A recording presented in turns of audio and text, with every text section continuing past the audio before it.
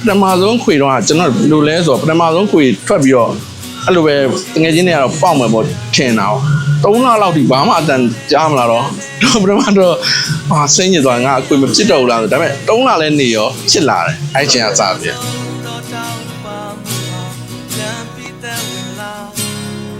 အဲ့ချင်းတော့လေကျွန်တော်တို့ကဘယ်လိုလဲဆိုတော့ original key ကိုအရန်ယူတာလေကျွန်တော်ဆိုပထမခွေဆိုရင်ဒီတချင်းတွေကိုတီးကိုယူပြီးတော့အတီးကိုအရင်သွင်းသွားပြီးတော့တောက်လျှောက်1လ2လလောက်ကအိမ်မှာအော်တာမရောက်အောင်အော်တာ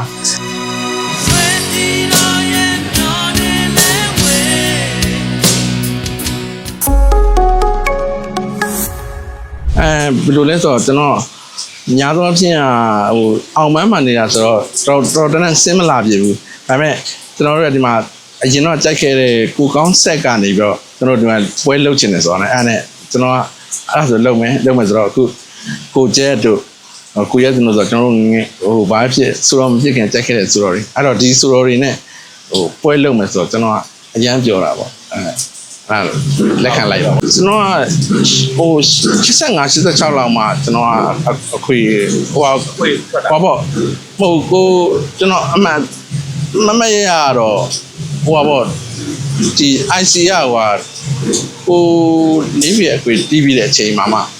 သူကနလာမင်းတို့ထွက်တဲ့အချိန်မှာကျွန်တော်အခွေသွင်းတာပထမဆုံးခွေကဝင်ရိုးတန်းအိမ်မက်ဟုတ်တေးစရာ KD နဲ့ကျွန်တော်တူနေပြီးတော့လုပ်ဖြစ်တာပါ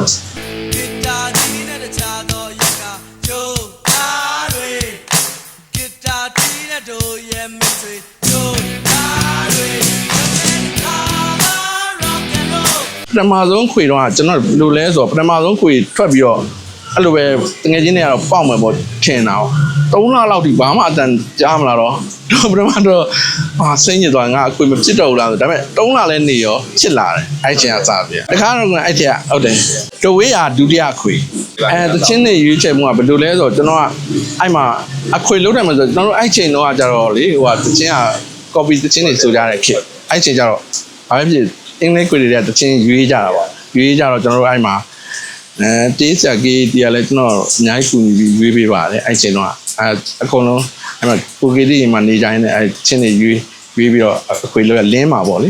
အဲ့တော့လင်းစီရနာမည်ကြီးကိုအဲ့ချင်းကိုဆဲပါတယ်လွမ်းစုချင်တိုင်းကကိုဆဲရေးတာတခါတော့ကိုဆဲပဲအဲ့ချင်းမှာမောင်မောင်စောလက်ပါတယ်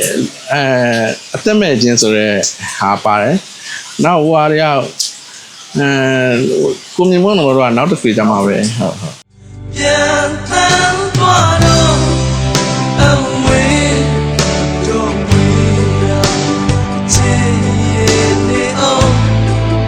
တို့မတားလိုက်တော့နိုင်ဘူးကျွန်တော်အခွေတားရင်အများကြီးတော့မဟုတ်ဘူးဒါပေမဲ့ကျွန်တော်တို့ကစ်ကဘယ်လိုလဲဆိုတော့ကျွန်တော်ကစင်ငယ်နှစ်ခွေပြီးသွားတဲ့အချိန်မှာကျွန်တော်ကအတွဲခွေတွေရောက်သွားအတွဲခွေကိုရောက်သွားတော့ဟုတ်တယ်တွဲချစ်သူများနေတော့နောက်တစ်ခါအများကြီးပဲ Y2K တို့ဘာလို့ရှိတယ်အဲ့မှာပြန်ဆိုတဲ့တေးတွေဘာလို့အဲ့ခေတ်ကိုပြန်ရောက်အဲ့ခင်ရောက်သွားအဲ့ခင်ရောက်သွားပြီးတော့မှကျွန်တော်ကစင်ငယ်ခွင်နေနဲ့ကိုတက်ချက်စုံမင်းကိုချစ်လို့ဆိုပြီးတော့ကိုဒေါမနစ်ရဲ့တချင်းနေဆိုတဲ့အဲ့တခွေပြန်ထုတ်လိုက်တယ်နောက်ဆုံးပေါ့လေအကုန်လုံးတော့မမှန်းမိတော့တော့အဲ့တချင်းပြောတော့မှတခါလေကြာရင်အဲ့မင်းဆိုဘူးလေဟာဘယ်ခွေထဲမှာလဲကိုကပြန်စဉ်းစားနေတာဘယ်နှခုနှစ်လောက်မှလဲဆိုကျွန်တော်တို့ကတန်းနေဟိုပေါ့အဲ့အချိန်ကကျွန်တော်တို့အခွေတွေမလုပ်တော့ဘဲနဲ့ကျွန်တော်တို့အဲ့မှာမင်္ဂလာတောင်းနေဆိုတဲ့ခစ်တစ်ခစ်ရှိသေးတယ်အဲ့မင်္ဂလာတောင်းနေဆိုတဲ့ခစ်ကကျွန်တော်ကိုစန်းချိုတို့မင်းကြီးတို့နဲ့မင်္ဂလာတောင်းဆိုပြတဲ့အချိန်မှာကျွန်တော်အဲ့မှာအခွေတွေပါတယ်လည်းမလုပ်ဘူးတို့ကနည်းနည်းငြိမ်သွားတာဟုတ်စနေမှာအရင်တော့ငငယ်တော့ကလူတော့အတိုင်းတော့မကောက်တာအဲ့လောက်တော့မအော်တော့ဘူးဒါပေမဲ့ကြီးလျှော့ပြီးတော့ကျွန်တော်တက်နိုင်လို့ကောင်းအောင်ကတော့ဆိုပါတယ်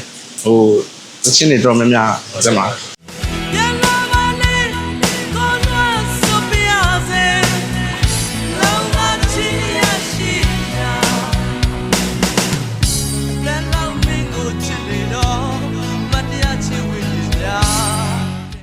အဲ့ချိန်တော့လေကျွန်တော်တို့ကဘယ်လိုလဲဆိုတော့မှန်တယ်ပြောရင်အဲ့ချိန်တော့ဒီကီကို original key ကိုအရန်ယူတာလေအဲ့ချိန်တော့အဲ့ဟာကိုကျွန်တော်ဆိုပထမခွေဆိုရင်ဒီတချင်းတွေကိုအတီးတဲ့ဟာကို အဲ့ဒီတိကျအတီးကိုယူပြီးတော့အတီးကိုအရင်သွင်းသွားပြီးတော့တောက်လျှောက်တစ်လနှစ်လလောက်ကအိမ်မှာအော်တာမရောက်အော်တာအဲ့ဒါဆို practice အရင်ဖြစ်တယ်အခုချိန်ကျတော့လေအဲ့ဒီ practice ကအဲ့လိုမရှိတော့တီးဟိုစိုးမဲ့ဆိုအဲ့နောက်ပိုင်းကျတော့ပြင်မှာတခါကျ recording ရှိရဲဆိုကတီတော်မတီဒီနေ့ညကျအဲ့လိုအရင်တော့ရင်ပြင်ဆင်ရတော်တော်လေးကျွန်တော်ကမဆိုတာလဲကြာပြီနောက်တစ်ခါဒီပြည့်သက်တဲ့အကုန်လုံးနဲ့ဒီတော်မှာလုပ်တဲ့ဒီကျွန်တော်တို့ရဲ့၄ယောက်ဟိုကျွန်တော်တို့အဖိုးကြီးတွေရောအဲ့ပွဲမှာကျွန်တော်တို့စုံညင်ပါတယ်အဲ့တော့ကျွန်တော်တို့9ရက်နေ့မှာဒီပွဲလေးရှိပါတယ်လာရောက်အားပေးကြပါအောင်လို့ကျွန်တော်ဖိတ်ခေါ်ချင်ပါတယ်ပြည့်သက်တွေအတွက်ကတော့ကျွန်တော်အဲ့ဒါတော့ကျွန်တော်အဲ့အချိန်ကလေးကနေပြီးတော့ဟိုတကယ်ကိုသတိထားမိပြီးအခုချိန်ထိအားပေးနေတဲ့ပြည့်သက်တွေကို